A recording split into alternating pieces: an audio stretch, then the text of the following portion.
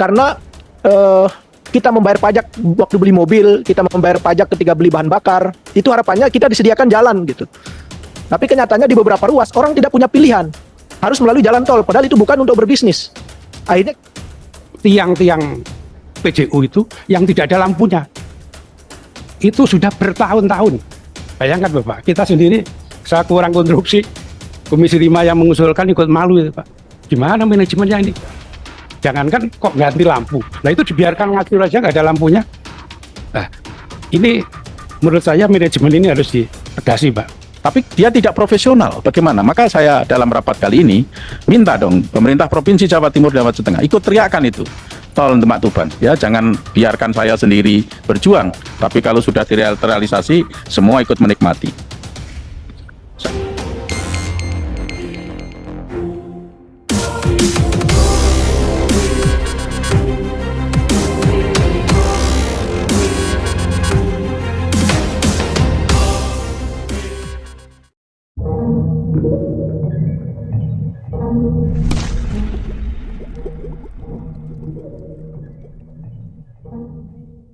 Selanjutnya kami persilakan kepada anggota Komisi 5 DPR RI untuk menyampaikan pertanyaan ataupun pendalaman, dimulai dari Bapak Suryadi Jayapurnama dan siap-siap Pak Soehartono.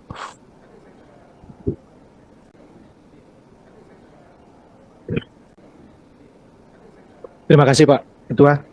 Bismillahirrahmanirrahim. Assalamualaikum warahmatullahi wabarakatuh. Yang saya hormati Pak Ketua dan rekan-rekan anggota Komisi 5, Bapak Dirjen Bina Marga, Pak Dirjen Perhubungan Darat, Bapak Gubernur Jawa Tengah atau Wakil Gubernur, Pak Sekda Jawa Timur, dan Pak Gubernur Jawa Barat atau yang mewakili. Saya pendalaman ada beberapa poin. Pertama, tadi sudah dipaparkan, ada penurunan ya kemantapan jalan yang cukup signifikan itu di Jawa Tengah. Ya, dari 97% menjadi 86 kalau tidak salah ya. Jadi ini angkanya cukup besar gitu ya dibanding dengan Pantura di provinsi lain. Itu, dan itu kalau kita telusuri ternyata disebabkan oleh anggaran yang merosot di 2021. Kecil sekali ya, 2022 juga anggarannya turun. Baru tahun 2023 ada kenaikan hampir 2 kali lipat gitu ya. Maksud saya begitu turunnya tinggi baru kita tidak konsisten ininya penambahannya gitu ya. Anggarannya turun, kemudian tingkat kemantapannya turun, baru kita intervensi. Ini kan secara ekonomi sangat merugikan. Ya nunggu rusak dulu baru kita perbaiki. Nah ini mungkin jadi atensi Pak Dirjen ya supaya ada semacam konsistensi dalam perencanaan, kemudian juga dalam penganggaran sehingga tidak menunggu satu ruas tertentu rusaknya begitu parah baru kita intervensi untuk pemeliharaan atau perbaikan. Ini yang pertama mungkin sebagai catatan, karena saya lihat dibanding dengan di Banten, kemudian Jawa Barat dan Jawa Timur, nih Jawa Tengah penurunannya cukup kecil karena memang anggarannya juga kecil. Nah sekarang anggarannya paling besar gitu, karena saya khawatir nanti logika berpikirnya ya sudah kita rusak aja jalan kita supaya anggarannya tambah besar gitu ya. Tuh, ini karena sering misalnya dalam kasus-kasus bantuan sosial untuk kemiskinan gitu, Pemda itu ya ketika buat laporan kemiskinan mereka rata-rata miskin supaya dapat anggaran gitu ya. Padahal kan prestasinya akhirnya jadi karena ingin dapat anggaran lalu data-data itu kemudian tidak valid. Saya kira ini yang pertama. Kemudian yang kedua, ada peningkatan jumlah kendaraan yang berdimensi besar ya, sampai 30% di 2021 ke 2023. Padahal di satu sisi jumlah panjang jalan tol kita di Pantura ini kan bertambah. Tuh. Tapi yang melewati jalan nasional kendaraan besarnya juga bertambah gitu. Yang harusnya berkurang karena sudah ada jalan tol. Nah, harapannya kan tujuan pembangunan jalan tol ini ya supaya kendaraan-kendaraan bisnis gitu ya yang memang bukan kebutuhan dasar itu melewati jalan tol. Tapi kenyataannya mereka lebih banyak melewati jalan nasional. Nah, kira-kira ini apakah sudah ada penelitian ya? Apa faktornya gitu? Apakah kemampuan membayar atau ketidakmampuan membayar jalan tol ini?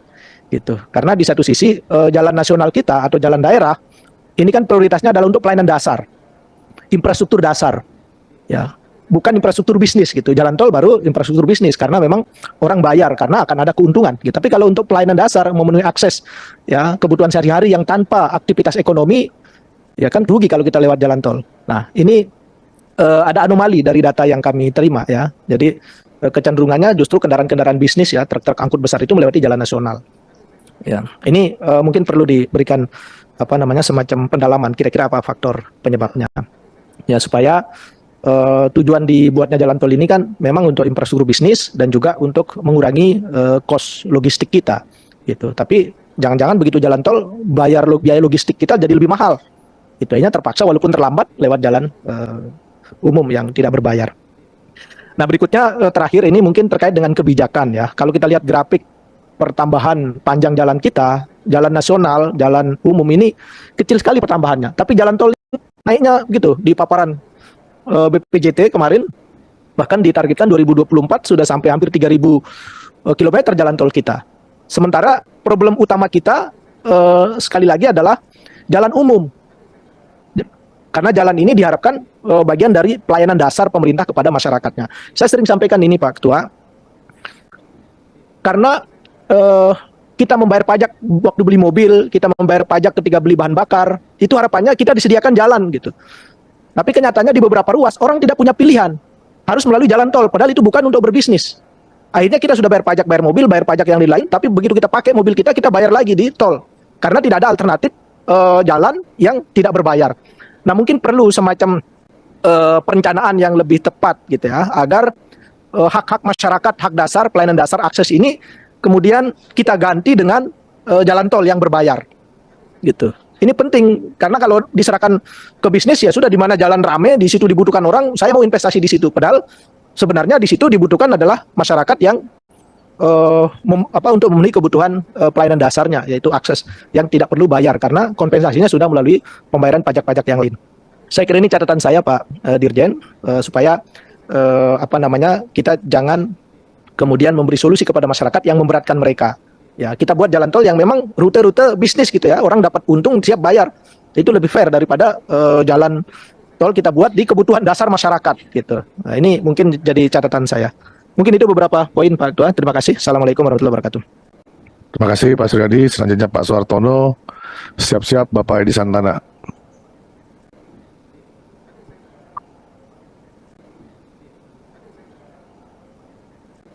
Terima kasih Ketua. Assalamualaikum warahmatullahi wabarakatuh. Salam sejahtera untuk Bapak Ibu semuanya. Yang saya hormati Ketua Komisi 5 dan anggota. Yang saya hormati Pak Dirjen Bina Marga, Dirjen Perhubungan, Bapak yang mewakili Gubernur Jawa Tengah, Jawa Timur, dan Jawa Barat. Saya ingin dalam pendalaman ini spesial membahas tentang evaluasi penyelenggaraan proses tender dan membahas pemberdayaan penyedia jasa konstruksi di daerah untuk proyek-proyek infrastruktur. Saat ini kan ada proyek Inpres, Pak. Inpres ini waktunya sangat mepet menurut saya. Karena kalau bulan ini mulai dilaksanakan, Desember nanti mesti harus 100%. Artinya waktunya itu sangat sedikit. Oleh karena itu, sesuai dengan susunan acara ini, evaluasi penyelenggaraan proses tender. Saya sarankan untuk Pak Dirjen Bina Marga memakai e-kata, ya, e-katalog, biar cepat. Dan menurut pendapat saya, e-katalog itu lebih menguntungkan penyedia jasa daripada tender. Kemarin kita rapat dengan Bina Konstruksi, agak ramai gitu. Bahkan sekarang baru Dirjen Bina Konstruksi mengusulkan penawaran di bawah 80% tidak dievaluasi. Ya, mudah-mudahan itu nanti akan menjadi sisi perbaikan di dalam pelaksanaan jasa konstruksi. Karena pengalaman, ya katakan 3 tahun terakhir ini, kualitas jasa konstruksi itu merosot. Kualitasnya jelek. Bahkan banyak kontraktor yang putus kontrak. Mengapa seperti begini? Kemarin saya juga mengusulkan kepada Bina Konstruksi untuk industri konstruksi yang bersifat khusus, Jadi saya terangkan di situ, katakan kalau industri konstruksi itu berwujud besi beton, itu nggak apa-apa. Produksi sebanyak-banyaknya nggak laku juga nggak apa-apa. 2 tahun, setahun bahkan tidak apa-apa.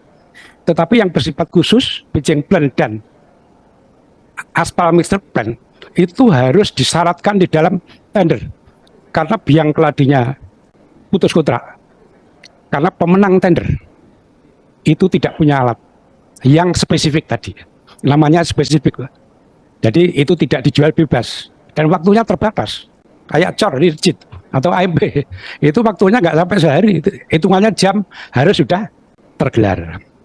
Itu Pak. Oleh karena itu, untuk menyiasati impres, baik di kabupaten maupun kota maupun provinsi, tadi saya baca juga ada itu ya. Itu pakai e-kata Pak. Cuma kita tidak tahu batasan e-kata itu ada atau tidak. Mudah-mudahan tidak ada. Jadi lebih dari 50 miliar pakai e-kata juga nggak masalah. Karena itu akan mendongkrak semuanya. Baik penyedia jasa maupun kualitas. Pasti akan lebih baik. Kemudian saya ingin ke Pak, atau yang mewakili Jawa Timur Pak. Saya orang Madiun Pak. Jadi Bojonegoro, Nganjuk, Madiun itu merupakan 3 daerah yang berhimpitan, jaraknya sangat dekat. Tapi kalau itu dibiarkan seperti begitu, daerah seputar itu akan menjadi desa tertinggal. Sebenarnya Bojonegoro sampai rest area tol itu tidak ada, ya kurang lebih 15 kilo saja. Jadi segitiga itu perlu diberikan oleh Jawa Timur.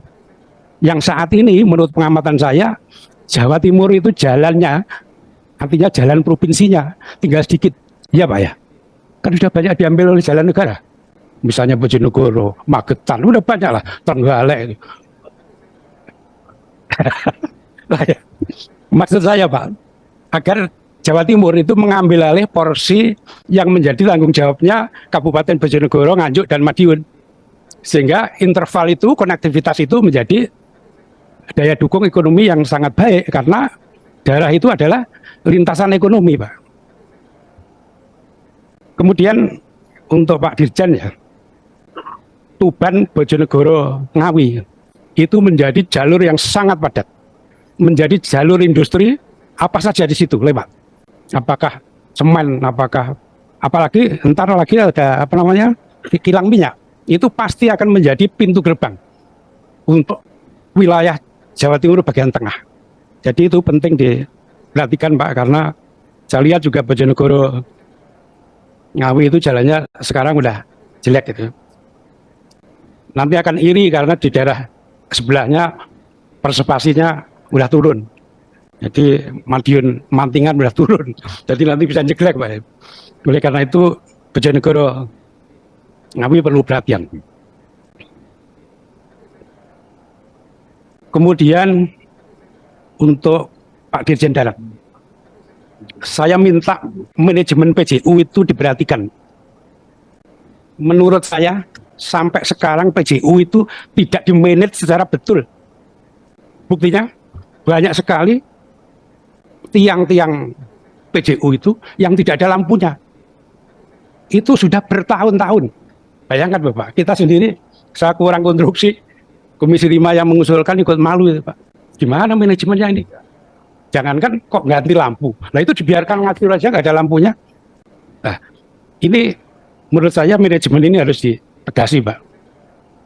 Kan sebenarnya kita niru aja di kabupaten atau kota itu udah beli apa ya namanya itu. Kayak terali gitu. Kalau masang lampu gampang. Ya kayak begitulah. Kira-kira berhubungan ini harus punya. Kalau tidak punya seperti sekarang ini Pak. Dan saya usul ini udah yang berkali-kali Pak. Saya malu itu. Di daerah saya itu, kalau saya keluar tol Madiun sampai kota, itu yang mati, yang nyangur itu banyak sekali. Ya, terus gimana gitu itu? Itu kan apa risih kita. Wah gimana manajemennya ini? Saya pikir apa ya, eman-eman gitu. Berapa harganya lampu? Tiang seperti itu kan pasti mahal tiangnya daripada lampunya, tapi itu luput dari perhatian. Saya kira itu Pak dari saya. Terima kasih. Assalamualaikum warahmatullahi wabarakatuh. Waalaikumsalam warahmatullahi wabarakatuh. Ini Pak Suhartono jarang-jarang panjang Pak, makanya saya biarin aja dulu. Kayaknya urusan pantura, urusan jalan kencang beliau. Selanjutnya Pak Edi Santana. Siap-siap Pak Sudewo. Kalau saya nggak ada dilanjut langsung Pak. Izin kepada. Loh, biar dekat lagi. Bismillahirrahmanirrahim. Assalamualaikum warahmatullahi wabarakatuh. Nah, nggak ada nih pimpinannya nih. Melarikan diri nih. Ini ngomong sama siapa saya? Ya, terhormat pimpinan, ya kita teruskan aja lah.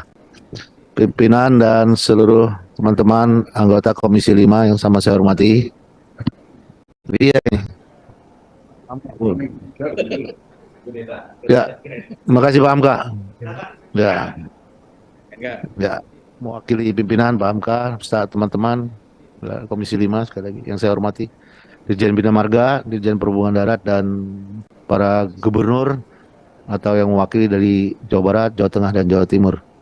Ya.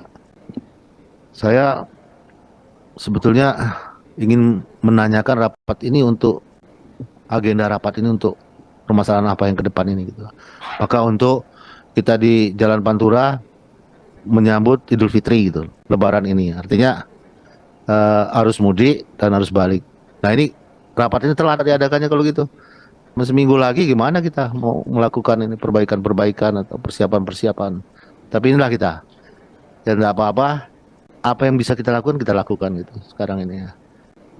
Artinya bukan tidak mungkin rapat kita hari ini, agenda kita ini ya sebagai cikal bakal ya untuk selanjutnya ada koordinasi ke depan ini sampai Lebaran tahun depan atau Nataru atau apa. Kalau istilah saya tidak mau lagi nyebut itu jalan ini jalan Lebaran gitu, jalan Nataru. Artinya kita ini sepanjang tahun, sepanjang bulan, sepanjang hari harusnya bagus gitu jalan ini gitu, terus dilewati. Tinggal kita kejar kapan ya, dari sekarang terus gitu. Tadi sampaikan oleh Dirjen Bina Marga, kalau kita lihat presentasi kecil 5%. Tapi kalau dari 1.500 Pak, 1.000 banyak itu 80 kilo kalau 1.600. 80 kilo kalau rusak berat. Nah, ini terjadinya di mana-mana, random itu. Nah, ini akan menyulitkan lalu lintas. Kemacetan jadi di mana-mana. Saya contohkan ini Pak Edi di tempat saya ya, di Lingkar Barat. Saya dari Sumatera Selatan, namanya Edi Santana. Itu jalan Lingkar Barat, itu macetnya minta ampun dulu. Tapi sekarang, karena apa macet itu? Bukan karena volume lalu lintasnya juga padat, tapi karena jalan rusak. Kalau jalan rusak kan ngerem gitu. Ada lubang satu aja ngerem. Nah, semua ngerem lama-lama macet gitu, berkilo-kilo gitu. Tapi sekarang Pak, sudah bagus ya, terima kasih Pak. Jadi, wah lancar, ada yang macet. Walaupun jalan itu tidak begitu lebar gitu, seperti di Jawa. Nah, saya kira hal ini jadi perhatian kita. Artinya, inilah yang kita kejar. Saya prihatin Pak, kalau anggarannya hanya berapa ratus miliar tadi ya. Itu yang Bapak sampaikan 6,5 triliun dari tahun 2018 Pak. Sampai sekarang. Kalau 2023 ini hanya berapa ratus miliar gitu. Kalau untuk jalan itu hal yang kecil sekali, dikit sekali gitu anggaran tersebut. Nah, inilah tugas kita juga mungkin kami Komisi 5 ini mendorong itu gitu. Untuk preservasi ini terutama jalan nasional, non-tol, itu yang kita kejar Pak. Masih lumayan Jawa gitu. Kalau tempat saya Pak, wah ada yang berlumpur itu jalan-jalannya. Nah, kita bicara ini saja Pak, Palembang, Betung, Sekayu, Mangunjaya, Beliti, Lubuk Linggau. Sekarang belum bagus Pak itu. Timpa banjir lagi kemarin itu Pak. Nah, ini masalah kita gitu.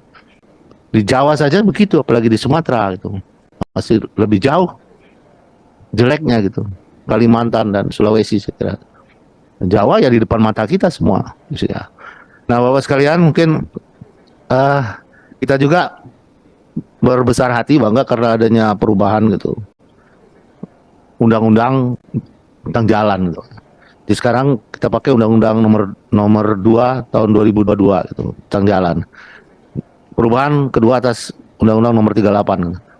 Nah, ini daerah sebetulnya menyambut baik ini, Pak. Karena APBN itu bisa, istilah saya APBN untuk kesejahteraan rakyat. Artinya tidak hanya jalan nasional, bisa masuk jalan provinsi, jalan kabupaten, jalan kota gitu.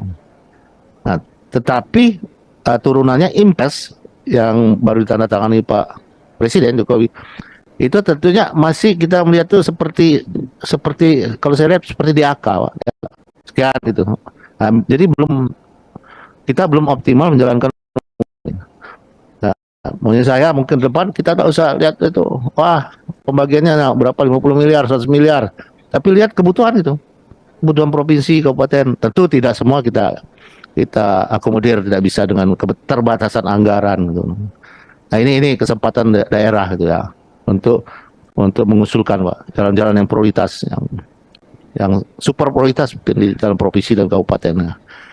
Nah, ini yang selanjutnya mungkin ya kalau PU ini ada lain, Pak, jalan duluan, Pak, kita rasanya itu. Yang itu untuk mempercepat pertumbuhan ekonomi kita ya ini. Nah, sekarang alhamdulillah kita ada semakin panjang jalan tol kita. Nanti sebelum lebaran ada jalan tol fungsional istilahnya. Jadi dibuka tapi belum dioperasikan sebetulnya ya, hanya untuk waktu tertentu saja lebaran ini. Nah, yang saya cermati nih Pak Dirjen, tadi disampaikan kenapa truk-truk barang gitu, logistik ini sedikit sekali yang masuk jalan tol. Hanya kalau tidak salah 20%. Nah, ini masalah kita, jalan tolnya sudah selesai, tapi tidak dilewati oleh mobil-mobil barang, mobil besar itu, mobil truk. Nah, apakah tidak ada itu upaya kita ke depan ini ada simulasi, Pak Edi. Tidak apa-apa kita kurang di situ. Kan kalau dari Jawa Barat sampai Jawa Timur ratusan ribu itu tarif tolnya. Apakah enggak lebih baik kita kurangkan? Enggak apa-apa, rugi dikit di situ. 50% misalnya dari situ. Sehingga orang lewat situ. Tapi kan duitnya masuk gitu. Duit masuk bisa untuk pemeliharaan dan sebagainya. Daripada harganya mahal, tarifnya mahal tapi tidak ada yang masuk. Ini mungkin bisa dihitung lah. Dan hitungan keekonomian, simulasi berapa. Walaupun memang ada konsekuensinya, umur rencana jalan itu akan berkurang. Tapi ya mungkin masih berimbang gitu, masih berimbang dengan masuknya uang, walaupun itu hanya 50% dari tarif. Nah, ini ada subsidi silang lah. Mobil kecil, mobil pribadi tetap gitu, tapi mobil barang, logistik kita murahkan gitu. Nah, saya kira ini perlu dipertimbangkan. Nah, mungkin yang terakhir untuk Dirjen Perhubungan Darat, Pak, tadi saya prihatin juga banyak lampu-lampu gitu ya. Tempat saya juga, Pak, itu, Pak. Lampu jalan yang hilang gitu ya, baterainya apa. Malah ada sama tiang-tiangnya, Pak. Karena itu kalau solar cell hidup, itu taruh di kebun hidup. Di mana saja hidup. Nah, tapi yang saya cermati begini, Pak. Kita yang dekat-dekat Jakarta saja lah, ini Jawa Barat, Pak ya. Di tempat, memang bukan karena saya tinggal di situ, Pak, tapi risih rasanya gitu. Keluar tol Jagorawi itu pada mati, Pak. Sampai Simpang Gadok itu ramai sekali lalu lintasnya. Dan itu andalan kita juga, wisata andalan gitu ya. Tapi gelap gitu ya. Nah, ini perlu perhatian, perlu pemeliharaan dan juga tambahan, Pak, mungkin tambahan lampu penerangan jalan. Saya pernah mengusulkan juga mungkin Dirjen sudah ada manajemen, artinya pelaporan, sistem pelaporan dari jajarannya di bawah itu. Kalau yang mati di situ dilaporkan apa? Atau belum punya itu. Nah, kalau belum, nah, mari kita, karena nggak hidup-hidup kan, Pak. Kadang-kadang berbulan-bulan ya. Saya pikir belum ada manajemen pelaporan yang baik gitu ya. Karena saya pernah melakukan itu, Pak. Di kota saya dulu, Palembang itu saya melakukan tiap hari saya jalan, Pak, malam-malam. Jadi satu pun yang mati saya sudah ributkan itu. Jadi kota itu jadi terang itu. Termasuk juga apil, Pak. Apil ini juga saya mengusulkan ada telepon lah gitu di situ, di tiangnya sedikit. Kalau rusak, kalau mati itu telepon situ. Kalau enggak ada, tahu juga Bapak, Pak. Kalau enggak ada laporan dari bawah, ya didiamkan saja situ. Yang pernah saya ceritakan, sampai saya WA Menteri, Pak. Itu kok udah lama sekali, 2 minggu tapi enggak, lampu lalu lintasnya enggak hidup-hidup itu, sehingga kacau lalu lintas di sana. 5 menit saya telepon, Pak, hitungan menit diberesin. Ya. Nah, istilah saya, itu menghidupkan lampu itu dari Senayan saya. Hidupkan lampu. Nggak ada itu lampu jalan. Nah, ini, Pak, jadi kita yang sudah ada, mohon ini lampu jalan, lampu lalu lintas itu kita pelihara dan baik, gitu kan. Dan yang kurang, yang belum, yang tempat-tempat strategis ya kita adakan penambahan. Nah, ini kan ada mungkin tahun ini banyak Pak penambahannya. Kira-kira ada 10.000.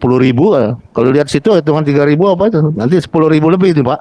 Nah ini mohon juga mungkin teman-teman juga yang di dapilnya cari dulu tempat-tempat strategis itu untuk dipasangkan di sana. Terima kasih. Saya kira ini Pak sekalian, Ibu sekalian. Mohon maaf apabila ada kurangan. Wabillahi taufiq wal hidayah. Assalamualaikum warahmatullahi wabarakatuh. Terima kasih Pak Edi. Selanjutnya Pak Manuri ya, atau Pak Sudewo. Pak Sudewo, mohon maaf Pak Sudewo. Sebelum Pak Sudewo, saya ingin menyampaikan bahwa Pak Wagub tadi tinggalkan ruangan karena ada keperluan, diwakili oleh Kepala Dinas PU. Terima kasih. Terima kasih pimpinan. Pimpinan ini sangat Bijaksana. pantas sekali dan mantap untuk menjadi pimpinan definitif nih. Saya minta tepuknya jangan ragu-ragu. Para anggota Komisi 5 yang saya hormati, Dirjen Perhubungan Darat, Dirjen Bina Marga dari Jawa Tengah, Kepala Dinas Bina Marga, Sekda Provinsi Jawa Barat, Sekda Provinsi Jawa Timur, dan seluruh jajaran yang berkesempatan hadir. Pertama, saya ingin menyampaikan soal data yang dipakai pegangan atau pedoman dalam menyusun perencanaan persiapan mudik. Ini apakah data yang dipakai oleh Dirjen Perhubungan Darat, Bina Marga, dan masing-masing provinsi itu satu sumber data, ataukah masing-masing provinsi ini memiliki data yang bersumber dari hasil surveinya masing-masing? Tadi disampaikan oleh Wakil Gubernur Jawa Tengah bahwa lalu lintas yang melewati Jalan Tol Brebes pada mudik tahun 2022 sebesar 8 juta dan diperkirakan 2023 ini 13 juta. Apakah ini data yang benar, ya, sesuai yang dipegang oleh Perhubungan Darat dan Bina Marga, ataukah data yang dirilis berdasarkan survei oleh pemerintah Provinsi Jawa Tengah sendiri? Begitu juga yang Jawa Barat dan Jawa Timur. Karena kalau memiliki data masing-masing akan menjadi satu kekacauan dalam perencanaan. Maka perlu mendapatkan satu penegasan ya dari Perhubungan Darat atau Bina Marga. Data yang dipakai selama ini oleh pusat maupun oleh daerah itu dari mana? Apakah satu sumber? Dan kalau satu sumber itu data tersebut apakah dilakukan oleh satu lembaga survei ataukah 2 atau 3 lembaga survei? Setidaknya ada semacam perbandingan karena namanya survei gitu ya. Jadi ada semacam perbandingan karena dalam rapat pendapat beberapa hari yang lalu disampaikan bahwa data yang akan mudik maupun yang harus balik di tahun 2023 itu kurang lebih 124 juta orang. 124 juta orang kalau kita komparatifkan dengan jumlah penduduk sebesar 270 juta. Ini jumlah yang sangat signifikan, hampir sebesar sekitar 40%. Pertanyaannya, apakah iya 40% jumlah penduduk Indonesia ini melakukan mudik dan arus balik? Apakah iya? Dengan pertanyaan ini mestinya menjawabnya mudah. Apa? Dengan survei pembanding. Dengan survei pembanding. Yang meragukan juga dari data kemarin bahwa dari jumlah pemudik sebanyak itu, dari DKI sebanyak 14,5 juta. Apakah iya 14,5 juta? Ini kita bicara DKI berdasarkan data yang disampaikan oleh pemerintah, bukan Jabodetabek, itu DKI. Sementara penduduk DKI sendiri itu kan sekitar 11 juta. Bagaimana dia melakukan mudik sebesar 14,5 juta? Sesuatu yang tidak masuk akal, gitu kan. Tapi karena ini survei yang saya yakini dilakukan oleh lembaga yang profesional tanpa ada motivasi tertentu, ya kan? Ya, itu bisa kita anggap sebagai sesuatu yang benar, tetapi akan lebih akurat apabila ada pembanding terhadap survei yang lain, karena kejanggalan-kejanggalan itu muncul berdasarkan data tersebut. Kalau berdasarkan data saja, ya, itu tidak benar, tidak bisa dijadikan pedoman. Tentu semua perencanaan dalam persiapan mudik, arus balik, itu menjadi sesuatu yang tidak tepat. Dan akan banyak sekali hal-hal yang terjadi di lapangan itu nanti, itu tidak sesuai dengan yang kita prediksikan.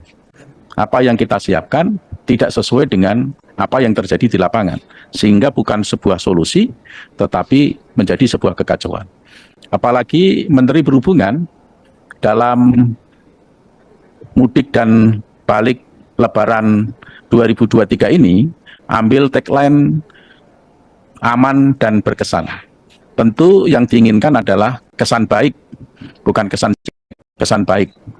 Karena tagline itu pasti ada sesuatu yang menggembirakan, membanggakan, memuaskan gitu. Tidak mungkin itu harapannya baik. Karena pakai kalimat berkesan, ini mestinya ada sesuatu persiapan yang ekstra untuk membuat betul-betul kegiatan mudik dan balik ini betul-betul menjadi sesuatu yang kesan yang indah. Kalau esensi daripada transportasi itu kan adalah aman, nyaman, selamat, aman, dan nyaman. Itu esensi, itu dasar yang memang harus dipakai. Tapi karena ini harus berkesan, maka ada satu kegiatan-kegiatan yang membuat para pemudik dan arus balik ini menjadi terkesan indah. Apakah ada kegiatan-kegiatan yang memang dipersiapkan untuk membuat sesuatu yang indah menjadi berkesan sekali atau tidak? Ini tolong dijawab. Itu yang pertama. Yang kedua, dalam konteks koordinasi, kalau saya melihat rapat kali ini dari pemaparan masing-masing, itu kesannya, ya, saya tidak mengatakan, saya tidak menilai, tapi memberikan satu kesan, ya, bahwa koordinasinya tidak berjalan. Mengapa? Karena terlihat dari masing-masing provinsi menyampaikan situasi dan kondisi, dari Direktorat Bina Marga menyampaikan kondisinya di institusinya, begitu juga darat. Tidak ada irisannya, tidak ada senggolannya, ya, yang membuat ini menjadi cair, gitu. Apa yang ada di Jawa Tengah, apa yang ada di Jawa Barat, apa yang ada di Jawa Timur, ya, itu sudah sejauh mana terakomodir atau terrespon oleh pusat, ya. Itu seolah-olah memberikan satu gambaran bahwa koordinasi ini belum berjalan. Maka kawan saya tadi, Pak Edi Santana, memberikan satu kritikan bahwa rapat kali ini mestinya tidak sekarang. Mestinya beberapa bulan yang lalu. Tapi kami dari DPR RI membenarkan bahwa rapat kali ini adalah timing yang tepat. Kalau untuk DPR RI, rapatnya di penghujung ini sesuatu yang benar, sesuatu yang lumrah.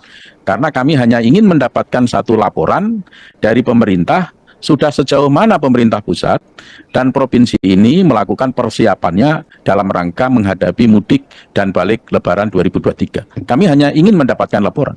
Soal koordinasi antara pusat dan daerah, silakan dilakukan. Berapa minggu yang lalu, berapa bulan yang lalu, ataukah beberapa hari yang lalu, itu internal pemerintah. Yang lebih tahu dalam perencanaan untuk memanage waktu ini adalah pemerintah sendiri, gitu. Tapi sayangnya saya mungkin salah saya, ya. Kalau saya menilai dari rapat kali ini masih menggambarkan bahwa koordinasi ini belum berjalan. Apakah benar bahwa semua institusi yang hadir kali ini beberapa tempo yang lalu belum pernah duduk bersama? Mungkin ya, itu dilihat dari pemaparannya. Tapi mudah-mudahan asumsi saya salah. Yang saya harapkan adalah koordinasi sudah berjalan dan nanti pada saat pelaksanaan mudik baik pusat maupun daerah sudah siap untuk menghadapinya. Yang berikutnya saya memberikan masukan kepada Dirjen Bina Marga. Tidak masalah Dirjen Bina Marga memberikan satu predikat status jalan itu berdasarkan persentase. Tidak ada masalah. Tapi berdasarkan satu persentase ini, kalau kita lihat dengan realita di lapangan dan segala efek yang ditimbulkan, itu ternyata predikat persentase, berdasarkan persentase, ini ternyata tidak tepat. Mengapa? Karena kalau kita lihat berdasarkan persentase, seolah-olah kondisi jalan nasional di negara kita ini tidak ada sesuatu persoalan. Mengapa? Capaiannya di atas 95%. Capaiannya bahkan 98%, 97%. Ini seolah-olah tidak ada satu persoalan. Yang 4%, yang 3%, itu kesannya terabaikan. Padahal yang 4%, 3%, ini pengaruhnya juga luar biasa terhadap kondisi lalu lintas, terlebih di Pantura atau jalan nasional di Jawa Tengah. Kondisinya drop menjadi sekitar 88% atau 87%. 3% atau 4% terhadap 1.700 km jalan itu sudah berapa? Sudah menjadi sekitar 50 km jalan. Kalau itu terjadi penyebaran di beberapa titik, berarti terlalu banyak juga titik-titik kemacetan yang ditimbulkan. Maka saya meminta kepada Dirjen Bina Marga supaya supaya predikat dengan model persentase ini dikoreksi. Lebih tepat pakai sekian kilometer. Karena 1 kilometer pun ya, harusnya tidak terjadi adanya kerusakan, apalagi kerusakan sedang dan kerusakan berat. Ya. Jadi ini memberikan satu semangat kepada Bina Marga untuk membenahi kinerjanya. Saya mendapatkan titipan pemikiran dari senior saya, Pak Sujadi. Pak Sujadi tadi menyampaikan kepada saya bahwa mengapa jalan nasional, jalan Pantura di Jawa Tengah itu relatif lebih cepat rusak daripada Jawa Barat, yang ada di Jawa Barat maupun yang ada di Jawa Timur. Karena Jawa Tengah ini menjadi lintasan lalu lintas yang dari Jawa Timur dan juga menjadi lintasan lalu lintas yang ada di Jawa Barat. Saya nambah juga dari pemikirannya Pak Sujadi. Pantura yang berada di Jawa Barat dari Brebes sampai Jakarta itu juga relatif lebih cepat rusak. Kenapa? Karena lalu lintas di situ itu kumulatif di Jawa Tengah dan Jawa Timur. Dan itu realita. Jawa Tengah cepat rusak, di wilayah Jawa Barat cepat rusak.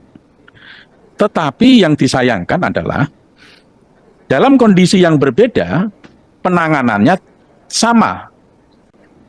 Penanganannya di Pantura wilayah Jawa Tengah dan di wilayah Jawa Barat mestinya berbeda dengan jalan nasional yang lain. Perbedaannya di mana?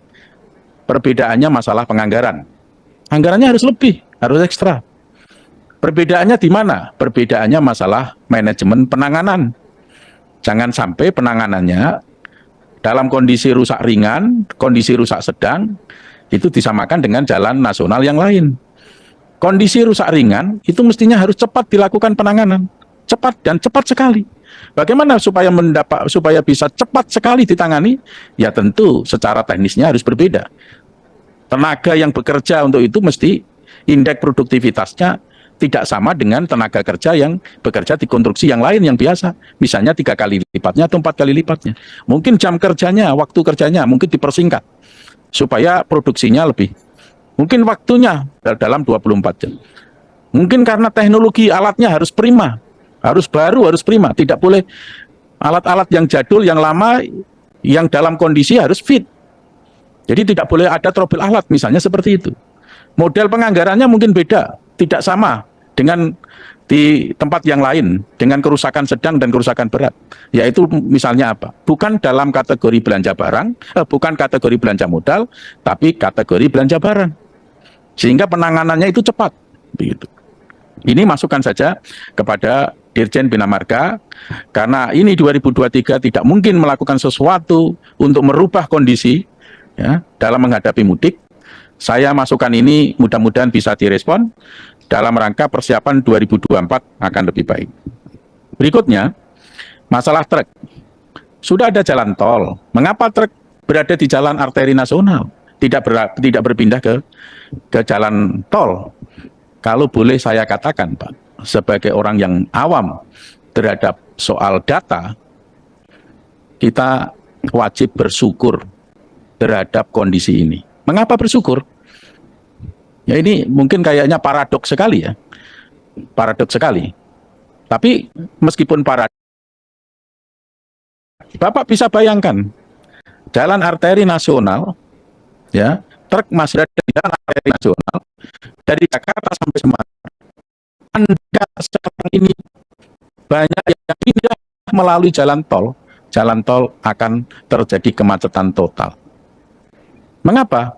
Yang sekarang ini, Pak, saya sering lewat jalan tol Jakarta Semarang dengan sedikit kendaraan truk itu saja sudah membuat kemacetan. Artinya kapasitas jalan tol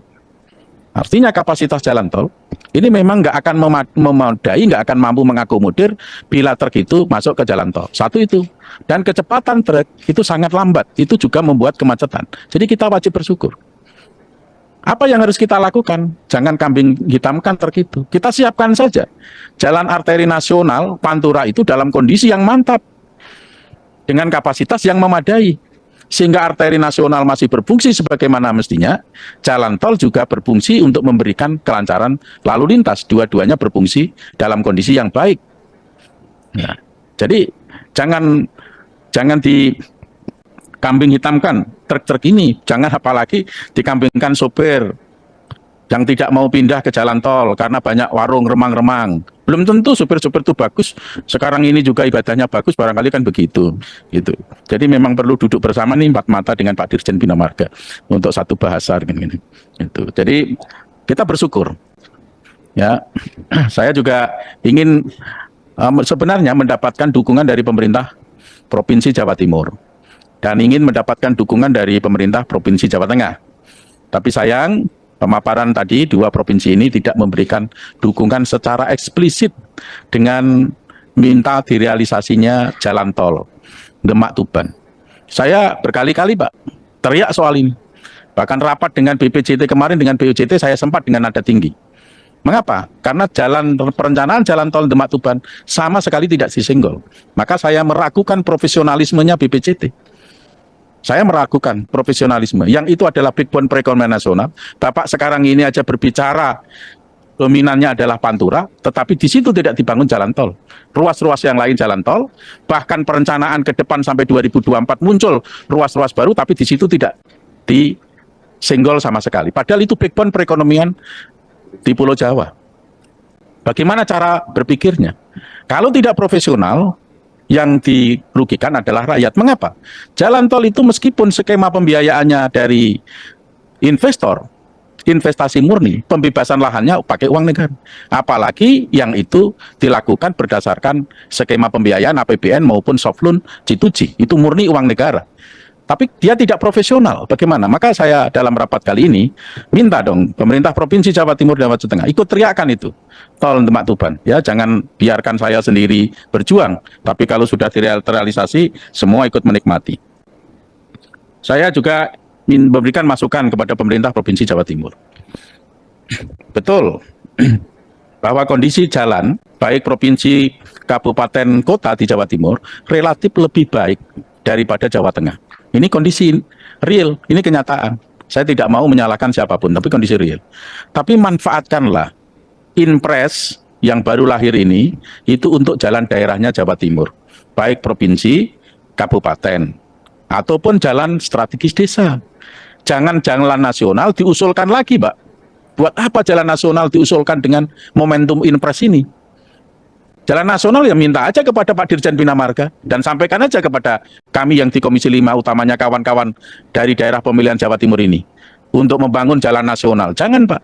Jangan diusulkan melalui Inpres. Yang usulkan Inpres yang provinsi, kabupaten dan poros desa saja. Ya, jangan.